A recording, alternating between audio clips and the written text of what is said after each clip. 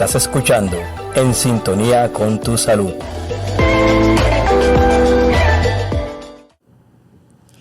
Un cordial saludo y gracias por estar en Sintonía con tu Salud, el programa pensado para acompañarte en el camino del cuidado y la prevención. Les habla Alba Marina Ruedo Olivella del Departamento de Ciencias de la Salud de la Universidad de la Costa.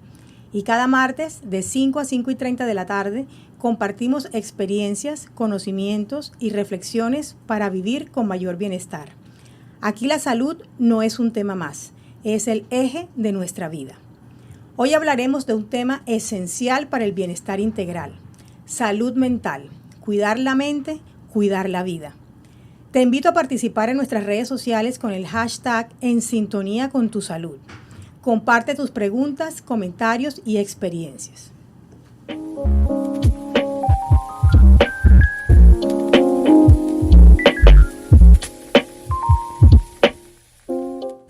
Salud colombiana. Es momento de ponernos al día con las noticias del sector salud. Damos paso al reel de noticias más destacada de la semana. Alerta por comercialización ilegal en Colombia de condones falsificados. El Instituto Nacional de Vigilancia de Medicamentos y Alimentos, INVIMA, emitió una alerta sobre la presencia en el mercado de condones falsificados que no cumplen con las normas de calidad ni con las pruebas de seguridad exigidas. Y las implicaciones de esta noticia van mucho más allá de un problema comercial. Los riesgos de usar condones falsificados son evidentes. Estos productos no garantizan la prevención de embarazos no deseados ni protegen frente a infecciones de transmisión sexual, incluido el VIH. Las autoridades recomiendan adquirirlos solo en establecimientos reconocidos y verificar su registro sanitario. Mientras se intensifican los controles sanitarios, desde el gobierno también se ajustan los mecanismos para mejorar los tiempos de atención y oportunidad en los servicios de salud. Tiempos de espera. Así se controlarán las demoras en citas, tratamientos y medicamentos. Resolución 2117 del 2025. El Ministerio de Salud estableció nuevos parámetros para vigilar y sancionar a las entidades que incumplan los tiempos máximos de atención, buscando reducir las largas esperas en consultas, procedimientos y entrega de medicamentos. Pero no todas las noticias son de regulación o vigilancia. También hay avances que inspiran y marcan un nuevo rumbo para la ciencia y la salud. Adiós a los implantes. Científicos logran que los dientes de las personas adultas vuelvan a crecer. Investigadores en bioingeniería dental han desarrollado un tratamiento capaz de regenerar dientes en adultos, un logro sin precedentes que abre la posibilidad de recuperar sonrisas naturales sin necesidad de implantes. Y hablando de innovación, la inteligencia artificial también empieza a transformar la gestión de los recursos en el sistema de salud. ADRES elige prototipo de auditoría médica con inteligencia artificial desarrollado por Amazon Web Services y High Tech Software. Este proyecto piloto demostró cómo las IAs pueden optimizar la trazabilidad y la transparencia en el uso de los recursos del sistema de salud, marcando un paso importante hacia la digitalización y eficiencia institucional. Y en temas de bienestar integral, una enfermedad silenciosa sigue afectando la vida de millones de mujeres en el país. Dolor, ansiedad y silencio. La carga mental de la endometriosis en millones de mujeres. Cerca de 3.5 millones de mujeres en Colombia padecen endometriosis, una enfermedad inflamatoria que causa dolor crónico y repercusiones emocionales profundas. Los expertos insisten en la urgencia de diagnósticos tempranos y apoyo psicológico integral. Y precisamente la salud mental se consolida como una prioridad en la agenda pública del país y de la región Caribe. Atlántico integra la salud mental como eje central de la nueva política nacional de drogas. El departamento se convierte en referente nacional al articular salud mental, educación y convivencia como pilares de su estrategia frente al consumo de sustancias psicoactivas. En el plano nacional, el debate sobre la reforma de la salud continúa siendo tema central de análisis y revisión económica. Financiación de la reforma a la salud sigue en revisión. El Ministerio de Hacienda confirmó que los cálculos financieros del proyecto aún están en validación y que los recursos dependerán de la nueva ley de financiamiento. Y mientras avanza el debate legislativo, el Ministerio de Salud emitió una nueva resolución que redefine la operación de las entidades promotoras de salud. EPS, regulación de la reasignación de afiliados, resolución 2161 del 2025. La norma establece los requisitos que deberán cumplir las EPS para conservar su habilitación, especialmente frente a la reasignación de afiliados en caso de liquidación o pérdida de cobertura. Y cerramos con una noticia positiva que destaca la excelencia clínica en el país. Centro Integral para la Atención del Cáncer en Colombia recibe designación internacional de la ESMO. Este reconocimiento fortalece la Red Nacional de Atención Oncológica y promueve la adopción de modelos asistenciales basados en evidencia científica, consolidando a Colombia como referente regional en atención al cáncer. Un panorama de contrastes y avances entre alertas sanitarias, innovación científica, salud mental y nuevas políticas. Colombia sigue moviéndose hacia un sistema de salud más humano, tecnológico y preventivo. Este fue el resumen de las noticias más destacadas de la semana, aquí en Sintonía con tu Salud.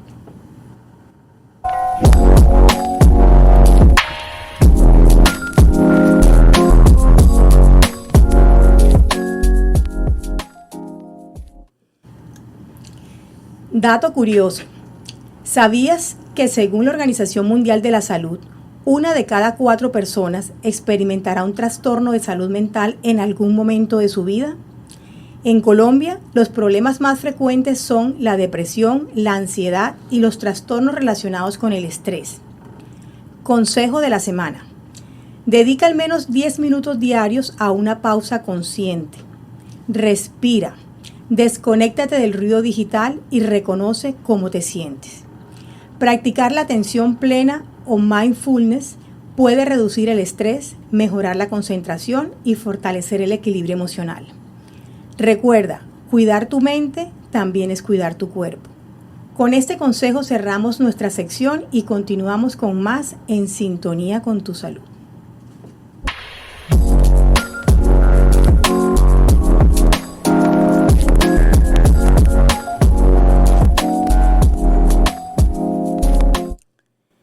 Voces que inspiran.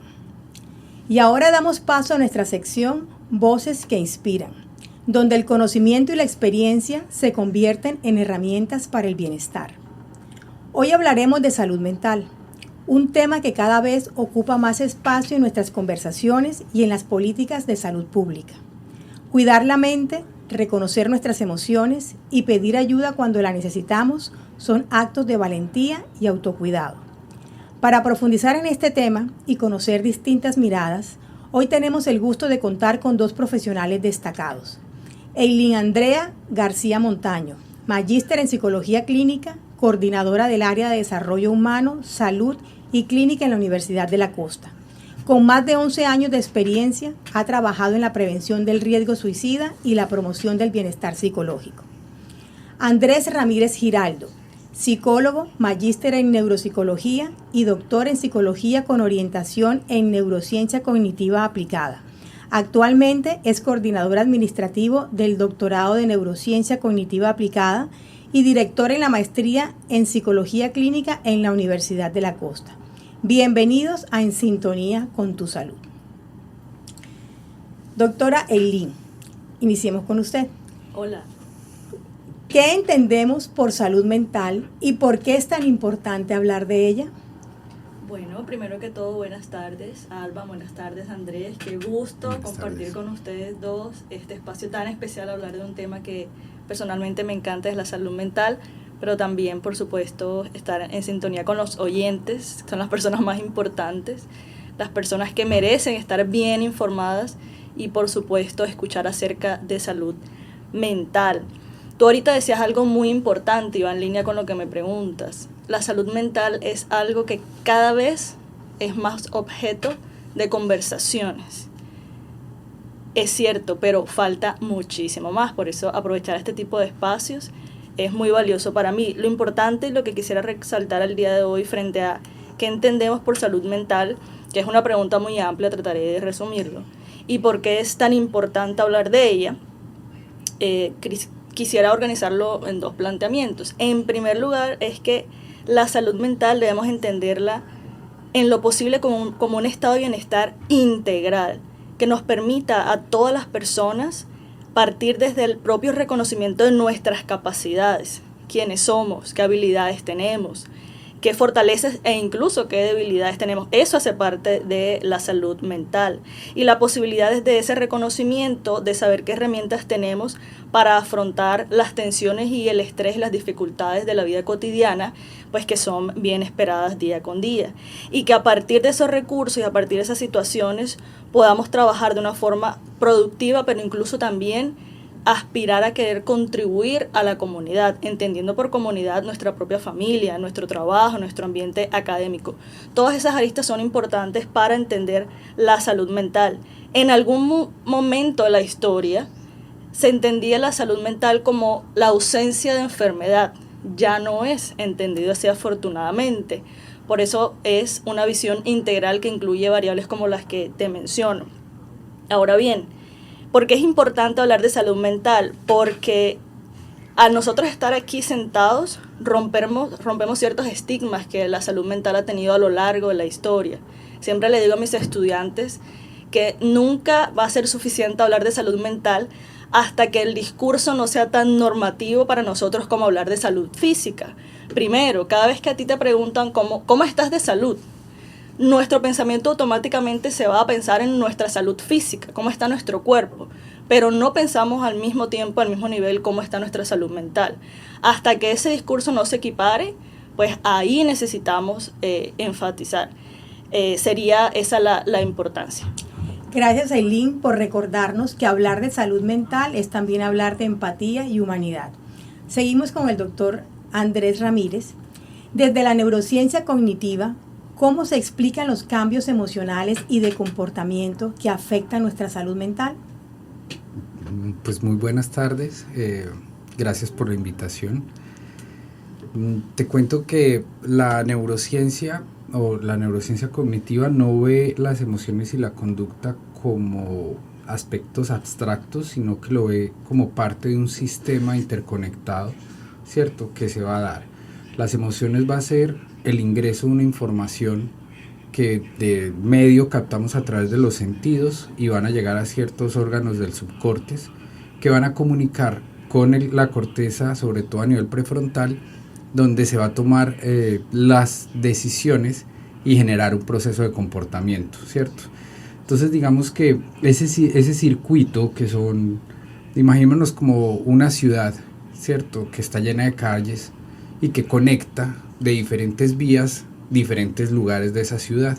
Asimismo, en esa ciudad hay ciertos centros especializados, así funciona el cerebro. Entonces tenemos amígdala, hipocampo, que están ligados a, digamos que es como el sistema de alerta que nos dice que algo puede estar ocurriendo y que nos va a generar una respuesta emocional. Luego la memoria se vincula ahí al hipocampo, que nos va a ayudar a determinar eso ya lo conozco o es nuevo para mí, ¿sí? Y después eso va a generar un montón de hormonas que pues, se conecta con el sistema endocrino para informar a través del cíngulo, donde el cíngulo digamos que es como un termostato, ¿sí?, que decide esto es muy relevante, es poco relevante o es importante para mí o no, y lo vincula al lóbulo frontal, donde ese lóbulo frontal pues determina cómo me voy a comportar. Pero ocurre que a veces, y toda esa conexión, digámoslo, esos centros en esa ciudad se conectan a través de carritos. Esos carritos son neurotransmisores y neuromoduladores que unos se van a encargar de activar el sistema nervioso y otros de desactivarlo. Y que esa conexión, pues lógicamente termina reflejada en una salud mental. Un sujeto, ¿cierto?, que no tenga una alteración emocional, digamos que esa ciudad funciona normal. Pero ¿qué pasa con un sujeto que de pronto cerquita a un lugar de centro hay un problema en la vía que hace que sea más lento, ¿cierto? O todo lo contrario, le montaron bicicletas y van más rápido, entonces está hiperactivo o hipoactivo, ¿cierto? Y que eso pues lógicamente se ha reflejado también en todo ese proceso. Entonces yo diría que eso es como cómo se percibe desde la neurociencia cognitiva todo este proceso de salud mental. Muy interesante esa relación entre conexiones, cerebro, emoción y conducta. Gracias, Andrés, por esa mirada científica y cercana. Continuamos con Eileen. ¿Cuáles son algunas señales de alerta que nos indican que necesitamos apoyo en salud mental? Bueno, esa es una pregunta muy importante, también tiene un amplio espectro, pero quisiera conectarlo con la pregunta que me hacías al principio, ¿no? En esa integralidad de lo que es la salud mental, justamente cuando empiezan a comprometerse esas áreas que antes he mencionado, esas son las mayores señales de alerta que algo está sucediendo con nuestra salud mental. Y lo podríamos organizar, esas señales de alerta, desde el cómo pensamos, desde el cómo nos sentimos y desde el cómo nos comportamos, ¿sí? Lo primero que diría es cuando empezamos a notar que nuestro interés en la vinculación, en las relaciones y el cómo se desempeña el ser humano en estas relaciones sociales, humanas, porque somos seres sociales, empieza a estar deteriorada por distintas situaciones, ya sea porque la persona se nota muy reactivo con los comentarios de otros, ya sea porque la persona ni siquiera quiere relacionarse con el otro. Todo lo que tenga que ver con las relaciones humanas realmente es muy importante observarlo, y es el deterioro de esa vinculación en cualquiera que sea la modalidad es un aspecto importante a tener en cuenta en la salud mental. También tiene que ver mucho en lo que pasa incluso en nuestra fisiología, nuestra alteración del sueño, nuestra alteración del apetito.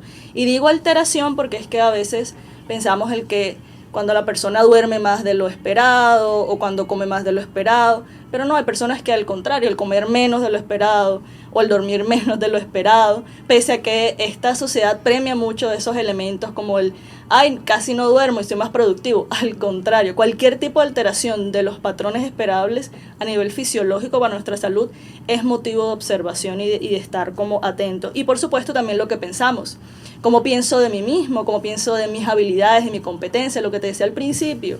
Me siento capaz, me siento suficiente, me siento con ganas de vincularme, de contribuir, de hacer o no.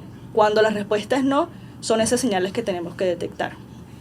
Gracias, Eileen, por ayudarnos a reconocer esas señales que muchas veces ignoramos y bueno, ya sabemos que son señales de alerta. Andrés, ¿qué rol juega el entorno, la familia, la universidad, el trabajo en el fortalecimiento o deterioro de la salud mental? Pues yo creo que todo, ¿cierto? Voy a retomar un poco la respuesta que dio Eileen porque desde ahí surge también esto.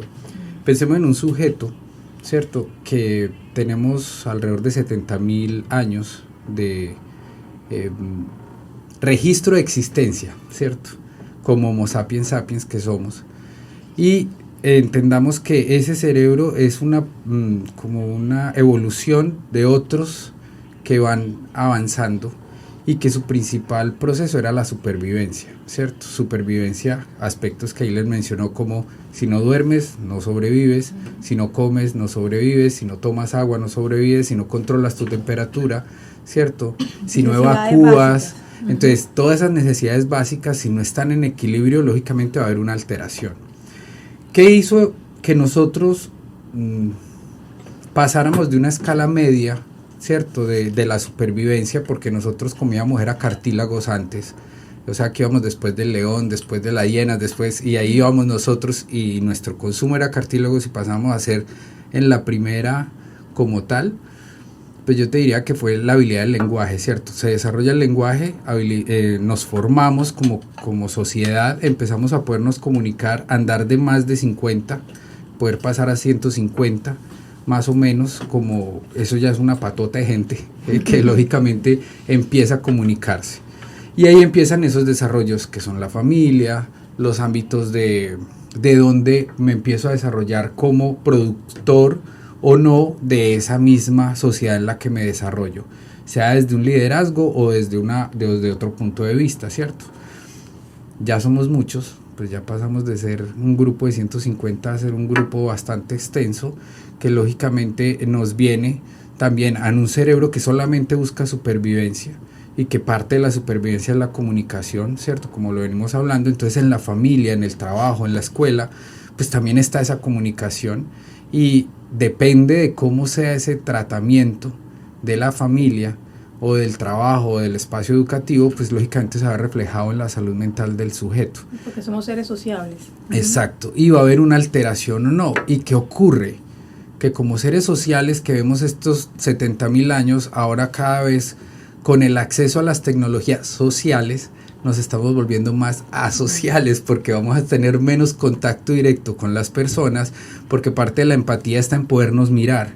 Yo te miro a tus ojos y nos empatizamos emocionalmente. Si yo solamente veo un video o una imagen o algo, pues la empatía no se va a conectar, no va a haber neuronas espejos que conecten con la emoción del otro, entonces voy a ser más agresivo, voy a ser más hiriente, voy a generar más bullying, digámoslo así, y a una persona que no conozco. Porque antes, por ejemplo, no sé, 30 años atrás, que no existía en este tipo de comunicaciones, los que me hacían bullying eran las personas cercanas a mí, ¿cierto? No salía del barrio.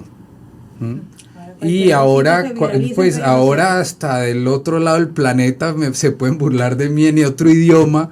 O sea, puede haber, o sea, ahora el acceso es impresionante. Entonces, claro, es normal que esos números estén en aumento a nivel porcentual. Sí, yo creo que eso nos da para otro programa. Gracias, Andrés, por destacar la importancia del entorno como red de apoyo y prevención.